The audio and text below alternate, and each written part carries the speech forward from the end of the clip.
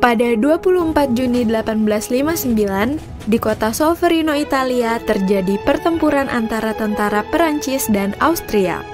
Perang ini mengakibatkan sekitar 40.000 tentara terluka dan tewas. Jean Henry Dunant, seorang pengusaha Swiss yang tengah melakukan perjalanan bisnis, melewati dan menyaksikan pertempuran berdarah itu. Hatinya bergetar melihat beribu-ribu tentara di kedua belah pihak dibiarkan menderita akibat tidak adanya pelayanan medis. Henry Dunant tergerak menolong dan mengajak penduduk setempat untuk membantunya merawat para korban tanpa membeda-bedakan mereka. Kemudian mencatat pesan-pesan terakhir mereka untuk disampaikan kepada keluarganya. Dan dari sinilah sejarah Gerakan Palang Merah dan Bulan Sabit Merah di dunia bermula. Sekembalinya ke Swiss, pengalamannya di Solferino sangat membekas di hatinya.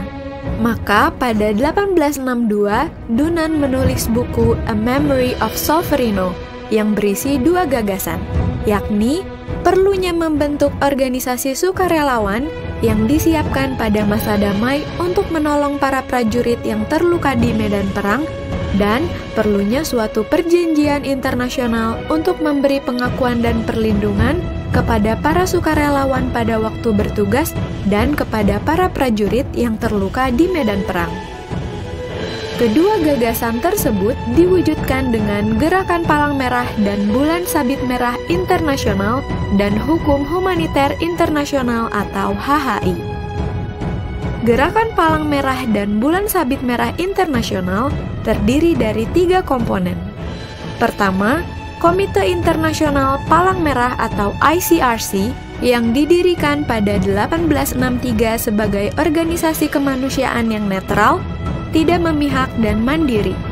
ICRC bertugas memberi bantuan dan melindungi kehidupan dan martabat para korban perang atau konflik bersenjata, serta mempromosikan dan mengembangkan hukum humaniter internasional. Kedua, Federasi Internasional Perhimpunan-Perhimpunan Palang Merah dan Bulan Sabit Merah yang pada saat berdiri tahun 1919 bernama Liga Perhimpunan Palang Merah. Organisasi ini diprakarsai oleh Henry Pomeroy Davison, Ketua Komite Bantuan Perang Palang Merah Amerika. Federasi Internasional berfungsi sebagai badan koordinasi antar perhimpunan nasional di seluruh dunia dalam memberikan bantuan kemanusiaan seperti bencana. Ketiga adalah Perhimpunan Nasional yang merupakan organisasi kemanusiaan yang ada di setiap negara anggota peserta Konvensi Jenewa. Saat ini ada 192 negara yang menjadi anggota Gerakan Kepalang Merahan di dunia.